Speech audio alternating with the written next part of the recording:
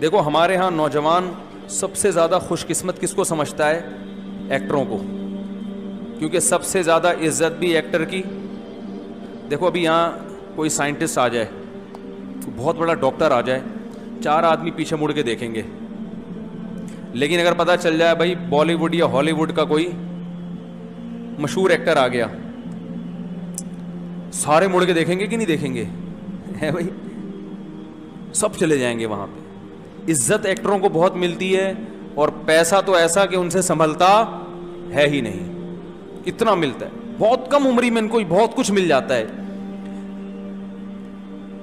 اس کے بعد بھی اگر کوئی لٹک کے ہلاک ہو رہا ہے، کوئی پھندے سے اپنے آپ کو قتل کر رہا ہے، اس کا مطلب بھائی یہ ہاتھی کے دانت دکھانے کے ہیں، کھانے کے. بولتے کیوں نہیں آئی؟ نہیں ہے. رنگ رلیوں پہ زمانے کی نہ جانا اے دل، یہ خزاں ہے جو بانداز بہار آئی ہے. ہم نے بڑے بڑے علماء کو دیکھا ہے کہ جنہوں نے بڑی مشکلات میں وقت گزارا، خودکشی کا کبھی تصور بھی ان کے دماغ میں نہیں آیا. قرآن دیکھ لو، یعقوب علیہ السلام کے چہیتے بیٹے بچپن میں بچھڑ گئے، روتے روتے حضرت یعقوب علیہ السلام نابینا ہو گئے. خودکشی کا خیال آیا ان کے دل میں؟ کوئی تصور کچھ بھی نہیں. بلکہ جب بات کر رہے ہیں امید کی، اعلم من اللہ ما لا تعلمون، بچے کہہ رہے ہیں ابا آپ کب سے یاد کر رہے ہو؟ انہوں نے کہا میں اللہ کے بارے میں وہ کچھ جانتا ہوں جو تم نہیں جانتے. ہمیشہ زبان سے کیسی بات نکال رہے ہیں؟ اچھی، تسلی کی. ساری زندگی صبر کیا.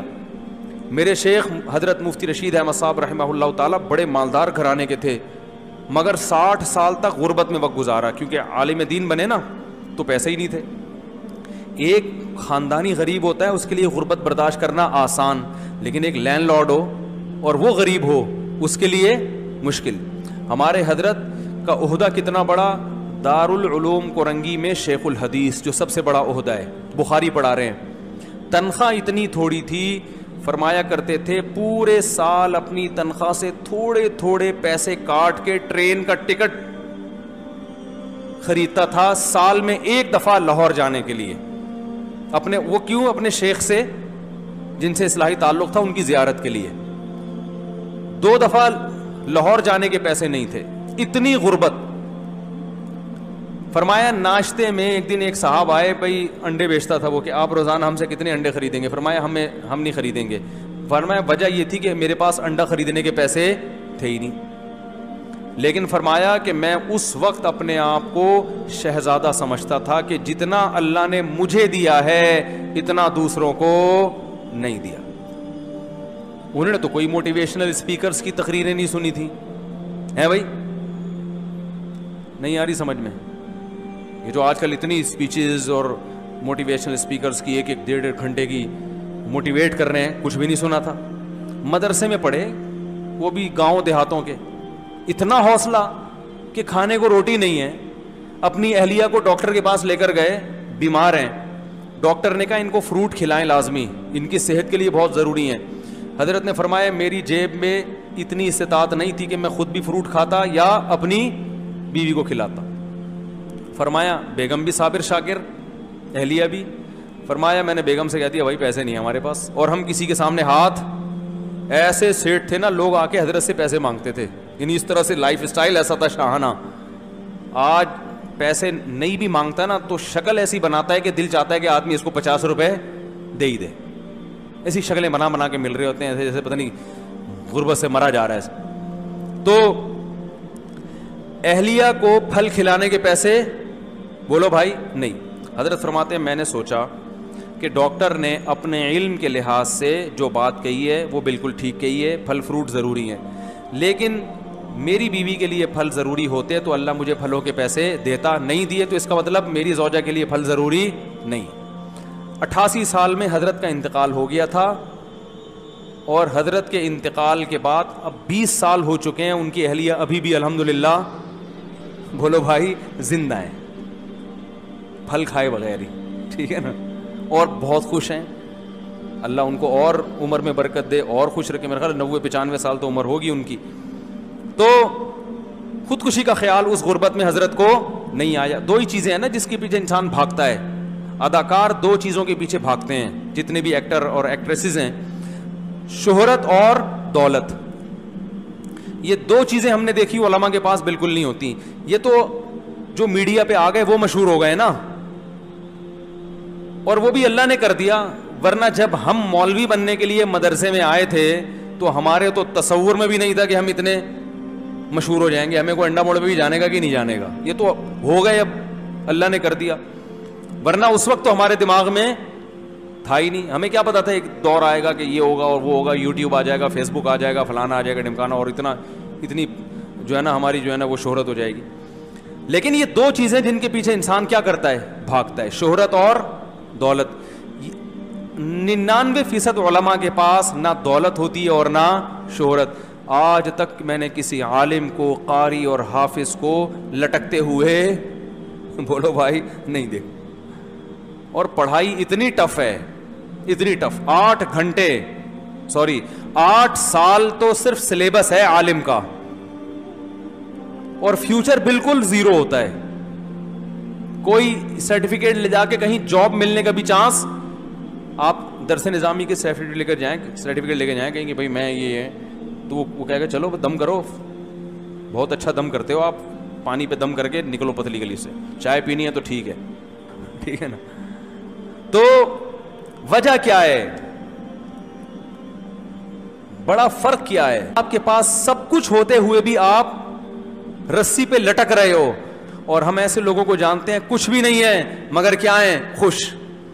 ہمارے حضرت کے پاس پھر 60 سال کی عمر میں بہت پیسہ آیا, پھر جب آیا ہو تو ایسی بھاؤ آیا پیسے کا کہ وہ پھر حضرت نے گاڑی خریدی شہزادوں والی, کویت کے شہزادے سے حضرت نے گاڑی خریدی تھی. فرمایا جب اللہ نے ویسے رکھا تو ویسے, اب جب پیسہ آئے گا تو پھر کنجوسی تھوڑی کریں گے.